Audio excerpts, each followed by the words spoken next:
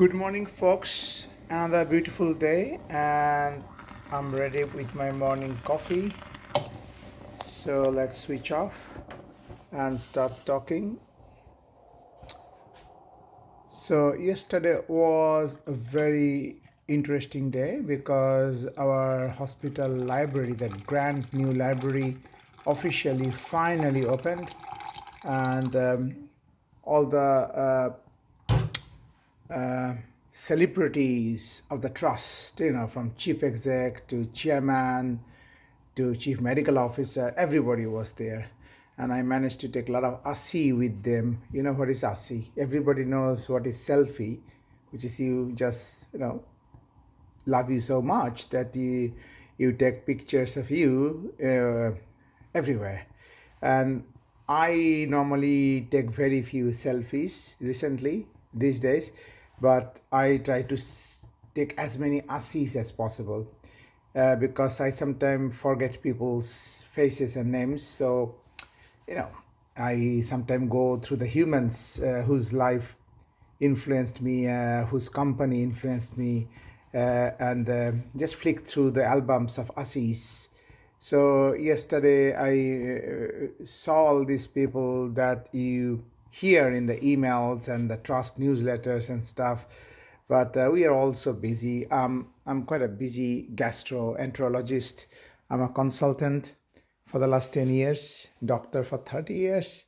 So our incubation period is rather long, and you want to know a lot before feeling ready to be there. So compared to any other profession, doctors, as you know, spend a lot of time training, being apprentice and the supervision, and gradually we become independent. So when you meet a consultant, respect that it takes hours and hours and weeks and sleepless nights and exams before one can become a consultant. So I'm a consultant gastroenterologist and hepatologist, and my passion in life is to know everything and anything about health, mental health and physical health. And my mission is to transform at least 1 million lives, 1 million health without any medicine. Yes, I will be using stuff to diagnose. I will endoscope you, gastroscope, colonoscope. I'll give you pills, injections, sometimes really powerful biologic stuff. But true medicine is this. And the new branch is coming called nutraceuticals, because all these years that we have been practicing medicine, 200 years, 100 years, everybody was interested finding the magic cure of one molecule, one chemical that will fix everything. And the glamorous journey started, I think, with antibiotics, which saved millions of lives. But when it comes to chronic diseases, lifestyle diseases, degenerative diseases, we know that medicine can only work up to a certain point, because it is the body that you are fighting against or trying to help. And there are so many thousands of chemical reactions happening, and the molecules can fix only a few. And that too, the molecule have a detrimental effect on rest of the body, like a side effect, as you call it, sometimes quite profound, sometimes even irreversible. Whereas this, although this can also have side effect, the commonest side effect of food is obesity and heart disease and nerve degeneration and all that stuff. So yesterday I bought all of this. I'm a vegetable lover, so I try to include as many vegetable as I can, and I try to slip into my kids as well. But the problem with the Western cooking is that Western cooking, how to say it politically correct way, the use of spice.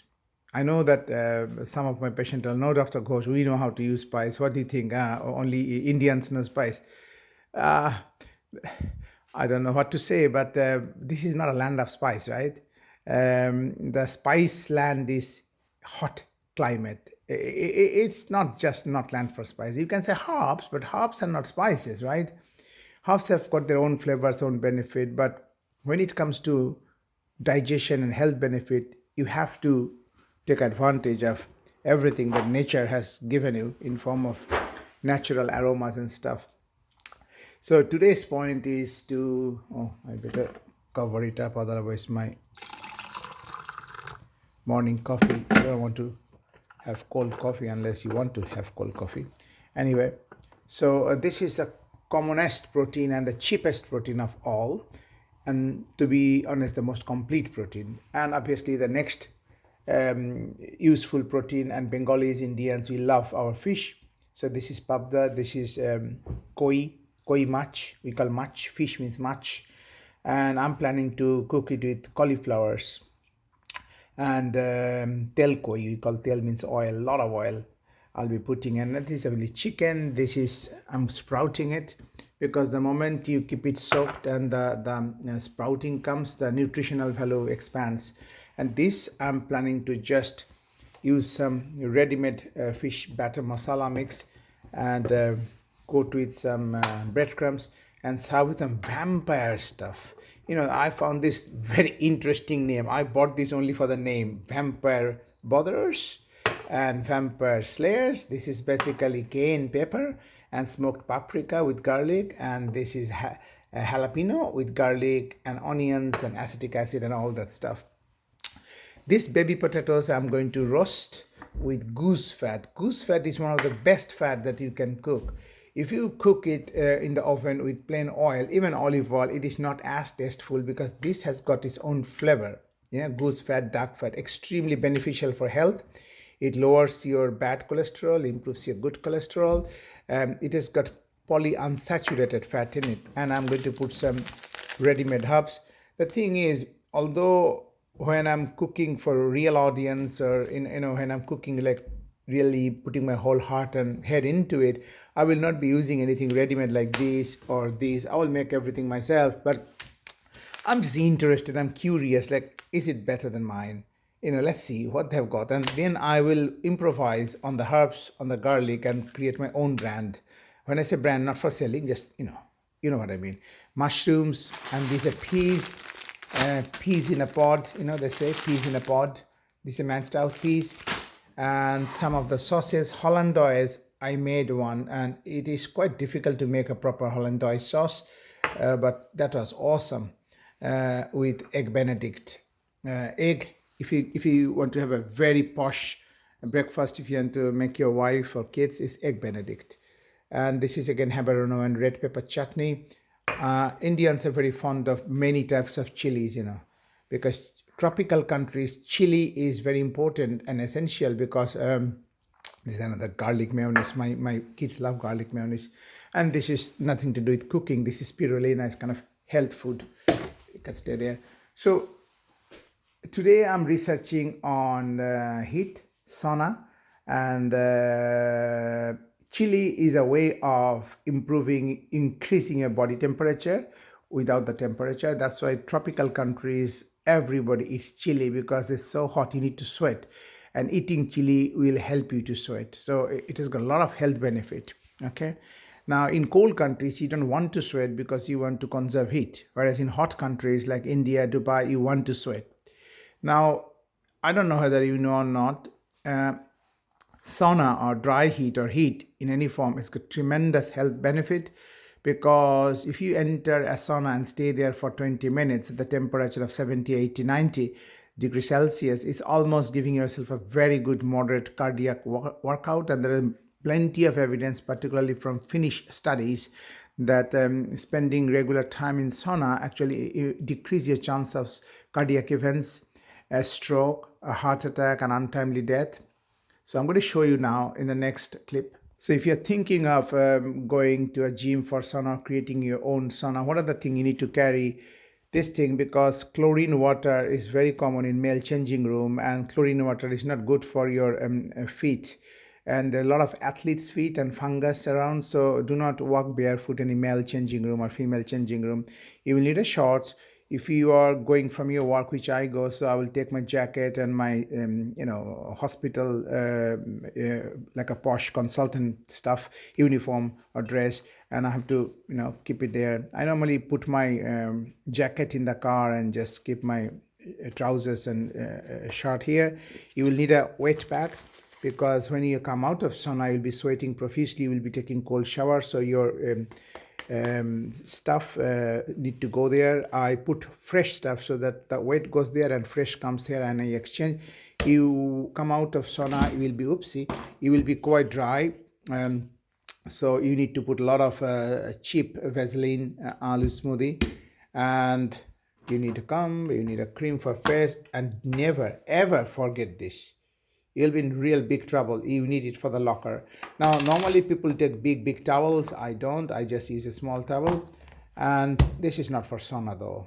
This is just, I'm just going to teach one of my patient who is very keen, who is just recovering from a hospital admission, muscles are atrophied, sarcopenia. So I'm going to teach very simple stuff without using any dumbbells, how you can use your body's own weight to have functional fitness. So this is what your sauna kit, and this is just a bag. It's a bag. I reuse stuff. So this is a bag, and this is my actual passion, running. And this is my running kit. Obviously, I'm now digressing. That's my ADHD brain. You need a vest pouch, you need a good quality socks, you need your thingy running. And if it's very cold, you need a pair of gloves, you need a head cap. I don't use it. I don't use it either. I'm cold adapted. You need a proper good quality purpose built running shoes and everything to go in there. So when I go to hospital every day, I will carry this bag and that bag. This one I will almost run every day, but this one at least 4 times a week. Very good. Going back to my kitchen again. So I'm going to wrap up because it's 11 minutes 35 seconds. Let's switch it off. Oh, I haven't told you what I'm going to do with this. I cooked some egg curry and my family loved it, so they told me to do it again. So I'm going to do it. Have a lovely day.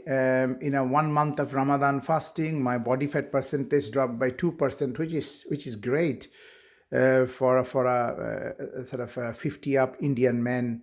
And my weight dropped by 3.6 kilogram, and I'm not a overweight person. My BMI dropped from 23 to 21.2.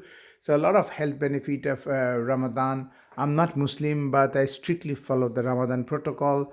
But I could only do BD namaz, like the prayer, only the sunrise prayer and the sunset prayer I could manage. But I did it, faithfully with love in my heart. And more and more I'm realizing what Jesus says, what Allah says, what Krishna says is all the same. Anyway, have a lovely, lovely day. But do not forget, you need to go to library. Digital knowledge is fine, but touch the books, smell it. So many people have touched the books in search of knowledge, and I'm just kind of touching their brain and soul. It's a gastrointestinal nursing. I'm sharing a lot of stuff that I'm learning, but more and more I'm realizing that the nurses needs a different kind of approach to the same knowledge, because they will be looking after caring for the patients, but they will need more kind of, what should I say, functional knowledge, that exactly what they have to do to the patient and the basic understanding. Obviously, if you're a specialist nurse, then obviously you will have to go to this as well. But if you are looking after patient with stomas, patient with feeding issues, refeeding issues, eating disorder, obstructive jaundice, with a PEG tube, with NG tube, with GI bleed, you better become an expert. So I work in Harvey Ward, our gastro ward in Princess Alexandra, and I've set up a club, like a nursing education club. So and my funda is always serve knowledge with food, that tastes much better. Dry knowledge, not very good fun, not good fun. Have a lovely, lovely day. 14 minutes 12 seconds, no script.